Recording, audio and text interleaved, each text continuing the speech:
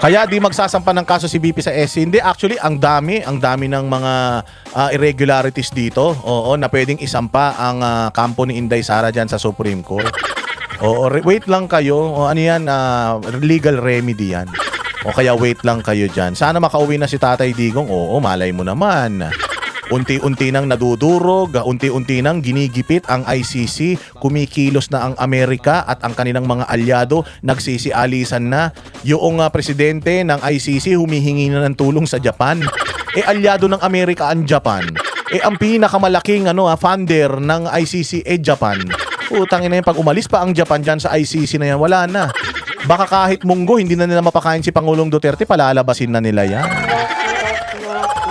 Sabi ni Harry Roque, uuwi daw siya pag lumabas na si Pangulong Duterte, siya daw ang susundo, sabay daw silang uuwi. 'Di ba? Oy, paring RJ, buhay ka pa? Hindi, nag-live lang ako ngayon lang kung magla-live ng gabi kasi nga kanina yung live namin sira dahil walang internet. Meron na internet o kaya babawi ako kasi kawawa na may mga kababayan nating umaasa sa mga walang kakwenta-kwentang balita ni Boss Dada tapos lag kanina Kaya ngayon bawi tayo. Katulad niyan, lagi natin sinasabi, confidential.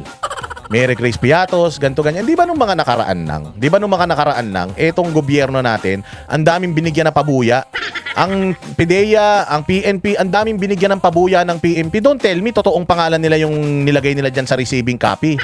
Siyempre, may papipirman sa kanila, binigyan sila ng PNP ng pera dahil mga informant yan Ang kanilang yung mga information na ibinebenta nila sa PNP, kung nasaan yung mga nasaan yung mga tawag din kung nasaan yung mga addict, nasaan yung mga pusher, nasaan si ganito, nasaan si ganyan. Yun yung information na ibinebenta nila sa PNP. Ngayon, dahil mga informant sila, tingnan mo, pag tumanggap sila ng nakasobre na pera, di ba yung mga pabuya sa kanila, pag tumanggap sila, pinapakita ba nila yung mukha nila? Di ba nakamaskara sila? Pati nga mata, hindi kita. Kasi nga pinapangalagaan nila yung kanilang seguridad. Dahil nga yung impormasyon na ibinibigay mo, ibinebenta mo, pwedeng ikasawi mo o ikamatay mo, nagtatago ka. Pero kailangan ng prueba. Anong gagawin mo? Ipipirma mo doon sa papel na natanggap mo yung 1 million alam na mailagay mo totoo mong pangalan. Boss Dada.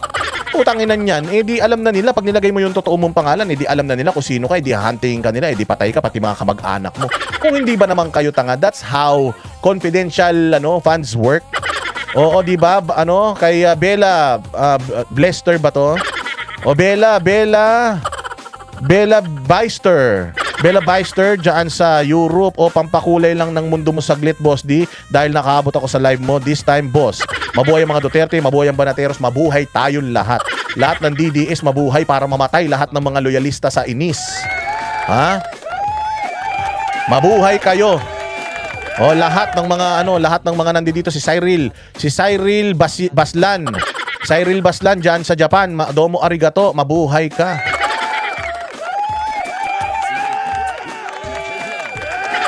Sabi nga ni Alma, tama ka, Boss Dada, hindi naman yan nililiquidate ng PNP pag na-receive nila yung award, hindi naman pinapangalanan pag inaabot nila. Totoo. Hindi ba? Alam nyo naman pala kapag ka binigay yung pera, di ba? Ang ilalagay mo doon alias mokong. Gano'n ilalagas mo alias hadhad o alias pigsa. Yun yung mga ilalagay mo doon, alias yung ilalagay mo doon. Alam nga naman, putang ina, ituturo mo yung mga drug lord, ituturo mo yung mga addict, kukuha ka ng pera dahil naging successful yung operation na ina-involve ka dahil asset ka, ibibigay mo buong pangalan mo. Gago. Wag na hindi ba yung mga media nga yung media, di ba sabi nila, katulad kami, nung in-interview namin si Bantag, gusto kaming i-demanda obstruction of justice daw. Gago, in-interview lang namin obstruction of justice. So si Boying walang utak din talaga anong sabi ni anong sabi nila? Kung ako media, meron akong asset. Hindi ko pwedeng sunugin yung asset ko. Bakit? Kasi pag sinunog ko yung source ko, hindi na magbibigay ng impormasyon sa akin yun. Wala na ako ibabalita. Pag sinunog ko yung source ko, hindi na sila magtitiwala sa akin. Kaya hindi ko pwedeng ilabas kung sino yung source ko ng mga balita ko. Ganun. Di ba? Tanga-tanga. Ganun talaga yun, meron talagang confidentiality. Pagka tinik mo sa dictionary, what's the meaning of confidential? Confidential, ibig sabihin walang nakakaalam. Walang nakakaalam, mga tanga. Kung Mary Grace Piatos yung pangalan niya, ito naman si Kapunan, parang bago ng bago, ang tanda-tanda mo na Pumangit ka na ng ganyan. Nabulok na yung itsura mo sa pagiging abogado mo, hindi mo pa alam kung paano sistema.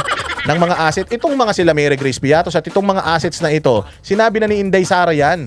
It will jeopardize yung identity nung kanilang mga asset dahil itong mga asset nila, mga NPA ito.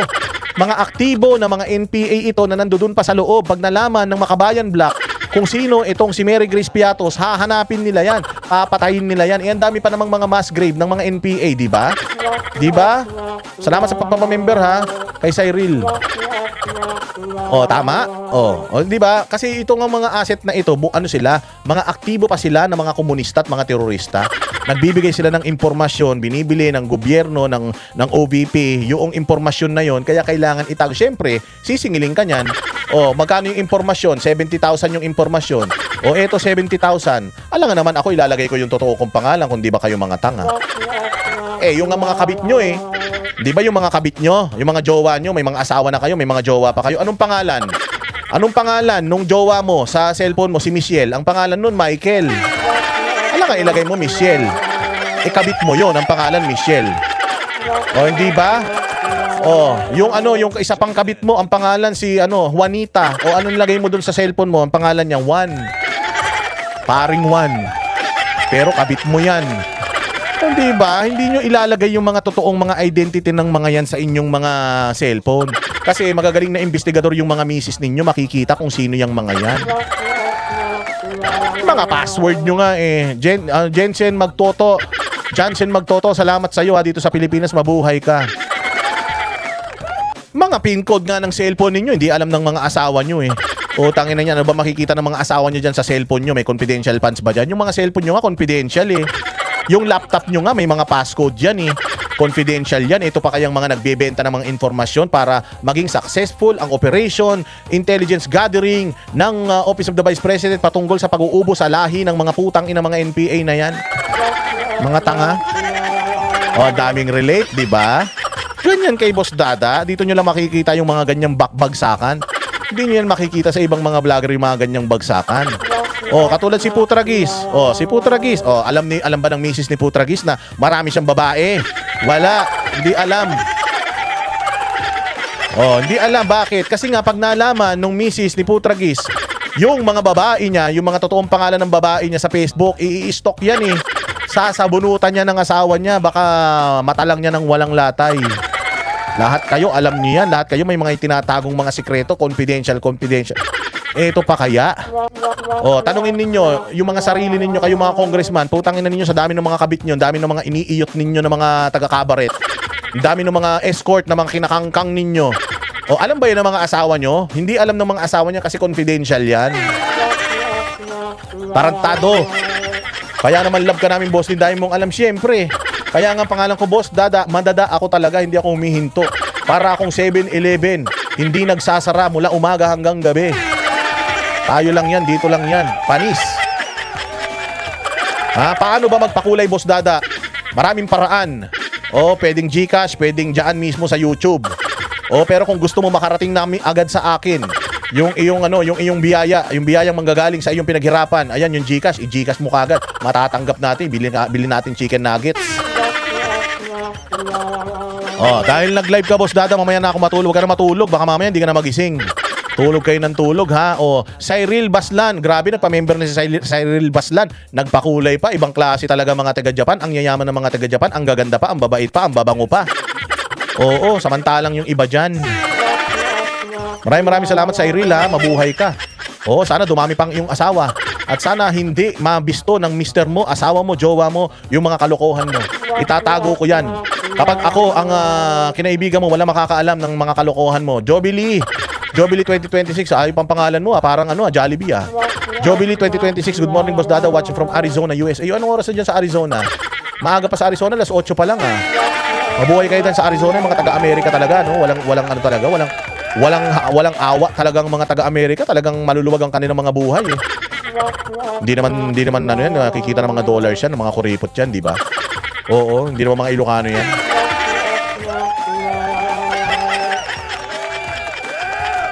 Shout out sa lahat ng mga nandito, ha. Siguro na, magsimula na tayo.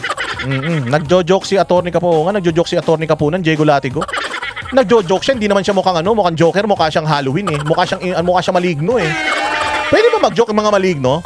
Ha? Hindi ba pag maligno ka, nananakot ka, hindi ka naman nagjo-joke? O kapunan, magpakalbo ka muna para nakakatawa ka, hindi ka naman nakakatawa, nakakatakot yung itsura mo eh. Mag-makeup ka na parang clown, maglagay ka ng pula sa ilong para sa susunod na magjo-joke ka, matatawa kami. Wala natawa sa joke mo. Ang dilim, nakapikit, may mga ganun ka pa nalalaman. Ang dami mong alam, di ka na makagandahan. Oh. Hindi ko nasundan yung impeachment. Huwag nyo kayo mag-alala. Ako na magbibigay sa inyo ng update. Walang kwenta. Walang kwenta. Ako nga kanina nanonood ako eh. 'Di ba? Yung nanonood ako habang nagwo-workout ako, nanonood ako, putang ina, wala. Wala, nasayang yung data ko sa panonood. Yung lahat ng mga sinabi noong kaninang resource person, no, kaninang testigo diyan sa BIR, lahat ng sinabi niya, alam na natin yun eh. Inulit-ulit ka, nagsayang pa ng pera. Hi, Sean Harot, buhay na. Salamat, ganitong oras ka nag-live, ganitong oras para sa'yo. Naaawa naman ako sa'yo, nahihiya ako sa'yo. Hindi ka na nakakasabay sa amin porket iba na idol mo. Porket hindi ka na banateros, Anharot, iba na idol mo eh. Boo! Boo! Wala na. Oo, sabi ni dapat si Kapunan magdala ng electric wheelchair. Grabe naman, electric wheelchair, ano yun? Putang ina yan. Ano ba siya? May kasalanan ba siya sa'yo? Ba't gusto mo siyang electric wheelchair? Oo, hindi na ba natira si Anharot? Wala na yan, iba na ang iba ng idol niyan. Sumbong kita kay Banat Bay. Hoy, di ako nagsiselos, no? Ba't ako magsiselos? Mas magagaling ako sa mga yan. Kami ang boses ng masa, hindi natatakot. Katotohanan lang, di kami nalulunod. Walang bahid ng sismis, lahat ay totoo. Kahit sino ka pa, pag mali ka, babanatan ka. Walang pinipili kulay, wala kaming